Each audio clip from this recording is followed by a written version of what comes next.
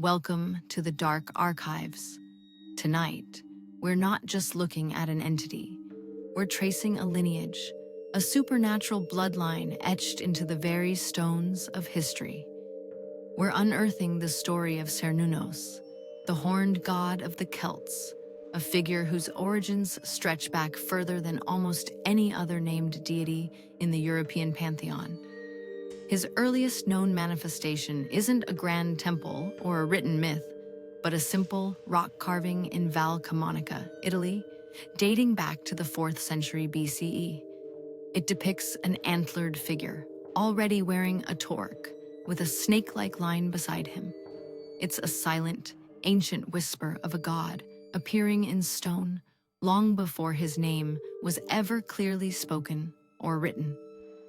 For me, that's the most captivating part of Cernunnos' story. He emerges from the mists of prehistory, a fundamental concept made manifest. In those ancient foundations, Cernunnos embodied powerful concepts. The Celts, deeply connected to the natural world, saw him as a lord of animals, particularly the stag, whose antlers symbolize regeneration and the cycles of nature. The torque, a neck ring of twisted metal, was a potent symbol of divinity, power, and wealth among Celtic peoples. And Cernunnos is almost always depicted wearing one, often holding another. His earliest roles inferred from these images suggest a deity of fertility, abundance, and the untamed wilderness. There's a quiet majesty in these foundational images, a reverence for the raw power of the earth and its creatures that our ancestors understood intrinsically. My third eye often feels a deep resonance in these ancient sites, a lingering echo of that primal connection. As Celtic culture migrated and expanded, so too did the iconography of Cernunnos. From the Val Camonica carving, we see him appear across Gaul, in places like Paris and Reims, and even as far north as Denmark on the magnificent Gundestrup cauldron. This cauldron, a masterpiece of Iron Age silverwork, depicts Cernunnos in his most iconic form, seated cross-legged, holding a torque and a ram-horned serpent, surrounded by various animals. It's a complex piece, showing influences from Thracian and Near Eastern art, demonstrating that even ancient deities were subject to cultural exchange. Then there's the Pillar of the Boatman, discovered beneath Notre Dame in Paris. This Roman-era monument from the 1st century CE gives us his name, Cernunnos, carved alongside a bust of an aged, antlered figure. Here, we see him associated with Roman gods like Mercury and Apollo on the Reims altar, yet he resists interpretatio romana, the Roman tendency to assimilate foreign gods into their own pantheon. He remains distinctly himself, a testament to his unique power and the unwavering belief of his followers. This persistence, this refusal to be completely absorbed, is a fascinating display of cultural resilience. It shows us that certain archetypes are so potent, they simply cannot be rebranded. This resistance to Roman assimilation marks a crucial historical transformation. While many Celtic deities faded or merged, Cernunnos endured. His imagery, especially the cross-legged posture and the ram-horned serpent, became instantly recognizable markers of his cult. Later, with the rise of Christianity, his very image became a target.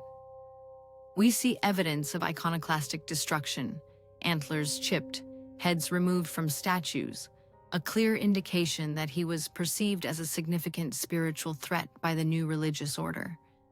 This isn't weakness. It's a testament to his enduring power, a stubborn refusal to be forgotten. He didn't transform into an urban legend. He became a symbol of the old ways, pushed into the shadows, only to be rediscovered centuries later by antiquarians and scholars.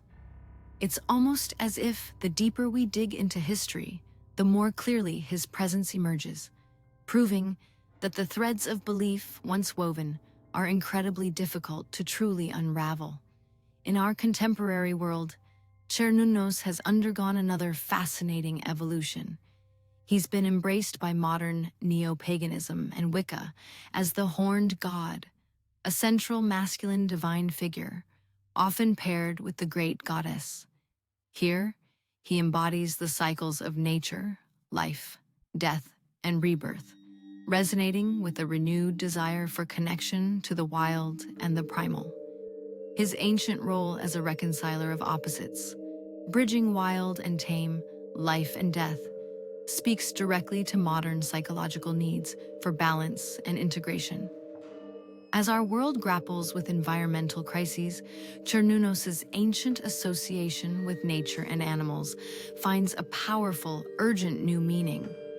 It's a prediction of future evolution, really.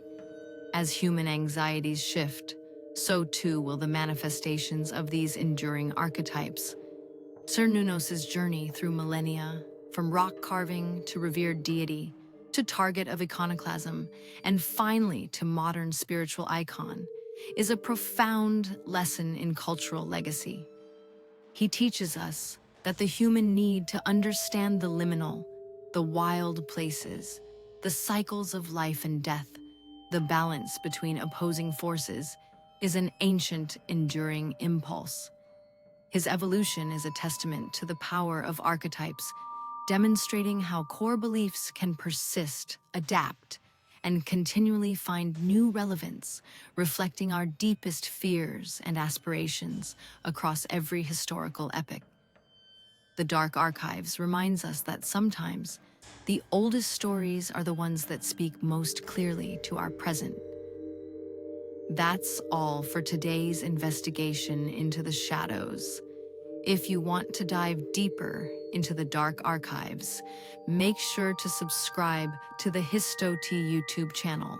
Remember, knowledge is our best defense against the darkness, and I'll see you in the next archive. Stay vigilant.